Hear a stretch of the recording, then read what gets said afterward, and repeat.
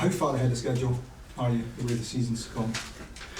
Yeah, I think we're in a decent place. I think sometimes you've got to remind yourself, we've had 1 defeat in 10 games, you know, we're with a few draws amongst that, right enough. But you know, we feel as though we've been really competitive as a team this year. I think only Celtic Park and at Ibrox we've lost with more than 1 goal, so we've been in every game, very competitive, as I knew we would be this season with the squad of players we've put together, but still searching for more wins. And I think it's at this stage of the season, ahead of the split, it's the team that can find the top form that's going to, it can be the difference. So we, as pleased we've been with a lot of what the lads have gave us, and we're absolutely delighted with that, but I feel as though can we get a wee bit more, can we be that team between now and the split that can really push on and motor on now, because you know, we've put ourselves in a position where, you know, far ahead of where we were last year as I expected.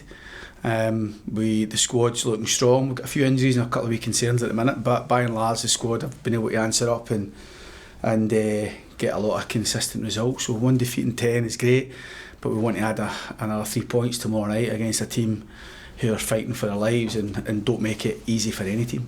You say you're in a decent place, but that's a huge understatement, isn't it, given the strides that you've made and your position in the league and the points you've already got on the board? Yeah, I think it can be tight there. I think positional wise, position is not always the most important thing in it, it's points as well. And I think that when we've got a target amongst ourselves, myself and the team and the staff, where we want to try and get to, what I believe will get us into the top 6. So we're still a bit shy away for that. We've still work to do. Nobody's going to give us it, and we've still got to go and earn it. So it's not really what you've done up until this stage, it's what you do from now on in. But you know, sometimes, you know, answering your question, sometimes you've got to look back to the progress that has been made clearly. But I want more, want to try and keep progressing and keep trying to improve things. I wonder if you would have taken top 6 at the start of the season, and whether now actually you've got a genuine chance of European football. Top 6 would have been utopia for us. It really would have been, considering where we were last year. We had no right to look beyond that. You know, we had a tough season last season. It was arduous at times. It wasn't enjoyable at times, but we started to show a flavour of what we could be the last quarter of the campaign. We picked up a couple of away wins. I think this season that's kind of went away. Even the point away at Motherwell, we didn't deserve more than 1 point, but we were good enough in the game and competitive enough in the game to get a point. So we're picking up more points on the road this season. But I think in terms of where we were last year, it was clear that we needed to improve, and I felt that with the squad that we put together in the summer, that was going to be, you're never certain or totally sure, but I think we could all be encouraged that we were going to be able to put a far better fist to it. And I think we're showing, despite some injuries to some key players, I think we've been able to put together a consistent level of performance, which has helped in turn put us where we are. But I still think there's a lot more that we can be doing better, and we've got to strive for that.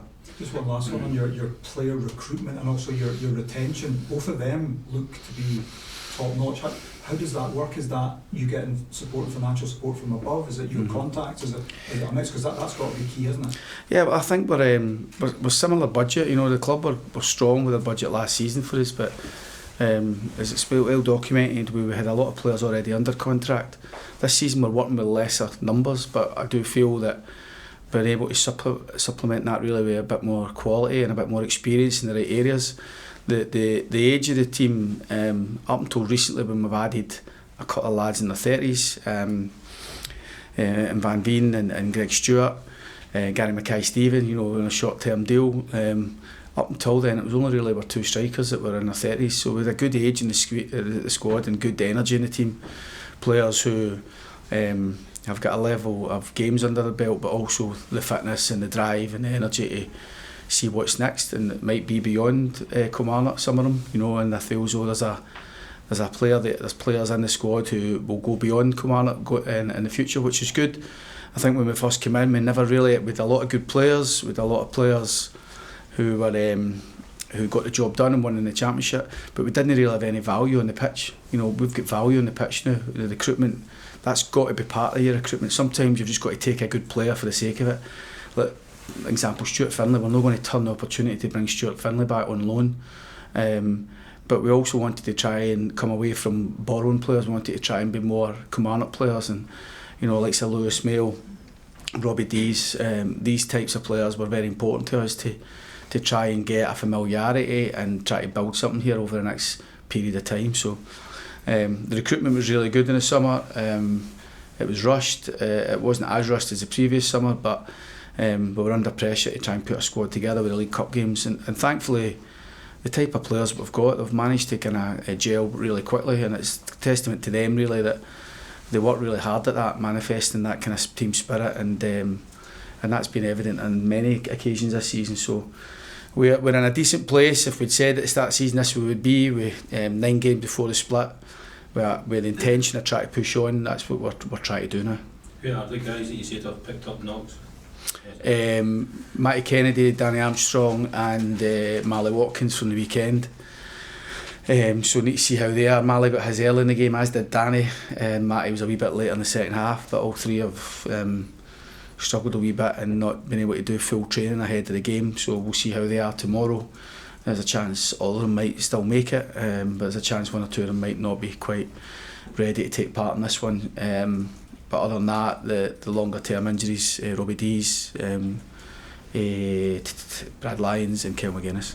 And that would show immediately the benefit of bringing in Greg Stewart and Kevin Van Veen if those 3 or 2 or 3 or whatever didn't make it. Yeah, I think there's an understanding for me and an acceptance for me that Greg and Kevin aren't going to be where they need to be in terms of at full pelt and at 100%, and I understand there's this eagerness for them to get in the team, and obviously I understand the supporters are all keen to get them in as well, but I've got to try and be fair to them and fair to the team as well. But having both lads and Gary in a wider areas is brilliant options for us to at times to come off the bench and build them up to start games, but I think all 3 are capable of big moments in the game to swing the game your way. So, and I felt as though at times this season up until now we've been very workmanlike, very committed.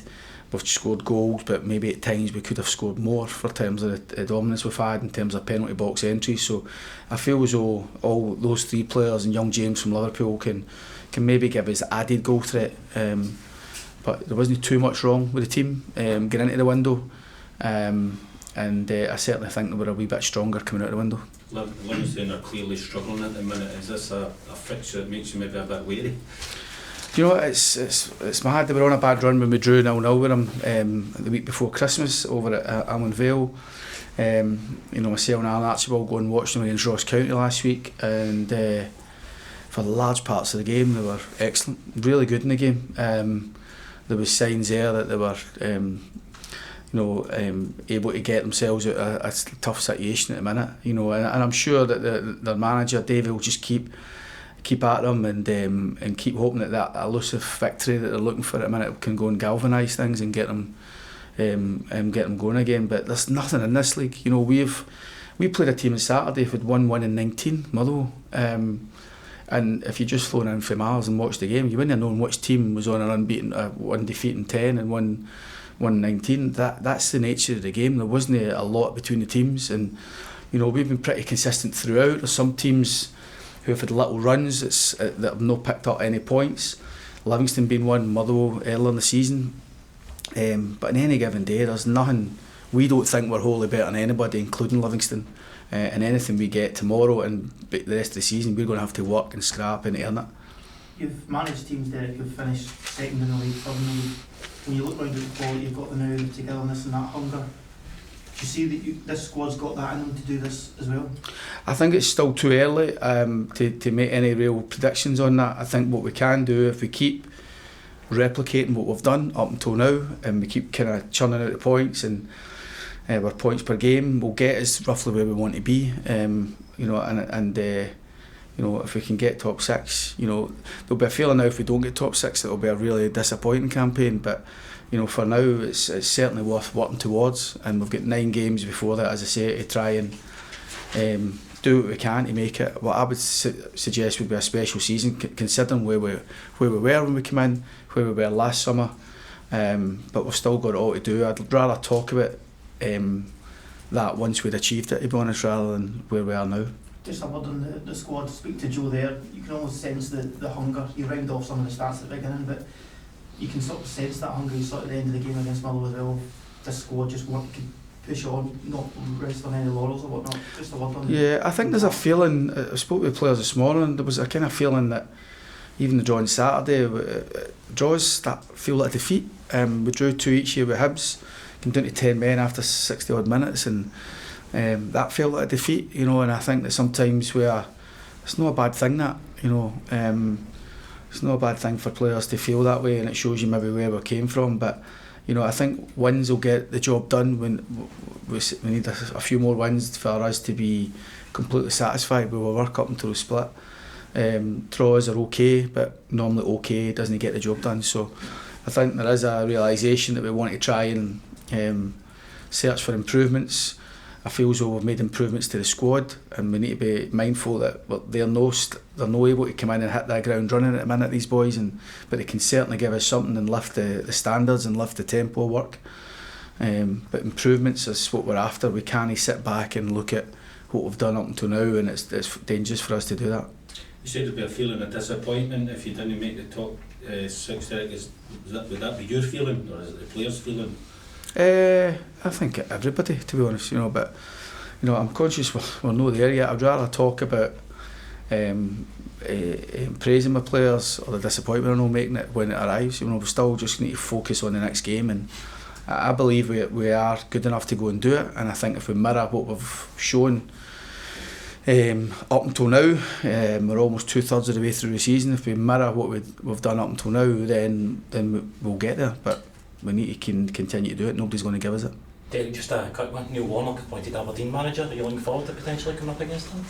Yeah, absolutely. I think first and foremost, I think you've got to bow to his longevity. You know, it's an absolute incredible amount of games that he's managed to be in the game for and manage. You know, I've spoke to some of you boys recently in the last couple of weeks about how for a manager you've got to really want to do it, and as soon as you don't want to do it, it's time to get out. And it's clear that he obviously he's had a few rests in between different clubs and chance to recharge, but it keeps drawing him back in, you know. And I think that you know, that energy and drive to still want to do the job is what's key. So you know, it'll be you know, good on him for still wanting to do that at his age, and his experience, as I say, there's nobody more experienced than him. Could you see yourself being a coach at 75? No, I couldn't. I genuinely couldn't. You never know, but I genuinely, that's not the plan for me anyway. The plan's to just keep enjoying what I'm doing now and having that drive and enthusiasm to improve and push on and get as much out of my career as I possibly can, and as much out of teams. But at 75, I really genuinely can't see that. And as I say, hats off to him. Roy Hodgson, another one, still doing it in English Premiership at a similar age. You know, it's the enthusiasm for these guys and commitment is second to none.